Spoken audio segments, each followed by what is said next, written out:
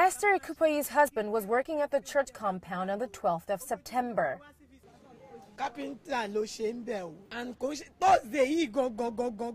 He was a carpenter at the site and only started work just the Thursday before the incident.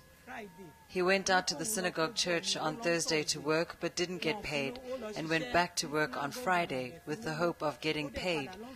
On Friday, I started calling his number from about 2 p.m., but his phone was switched off. I kept calling him up until about 12 midnight. The following morning was when I heard the news that the synagogue church building collapsed.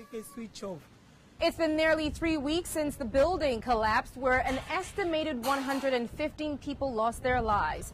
No family, Nigerian or South African, has yet been able to claim the bodies of their loved ones. South Africa's High Commissioner to Nigeria, Lulu Mguni, says forensic teams gathered the fingerprint data of the South African victims and took them home over the weekend. They'll be run through the national database to find a match, a process that's expected to be completed by the end of the week. Nigerian officials face a far more complicated task. They've asked victims' families to come forward with DNA samples to help the identification process.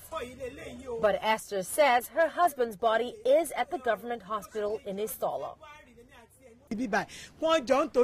I am begging them in the name of God not to bury my husband with others as a mass burial. He has been sighted at the general hospital. I beg them in the name of God to release our corpse to us so that we can at least go and bury him, and his children would know where their father is when the time comes for them to ask. So far, about 18 postmortems have been concluded since the process began over the weekend.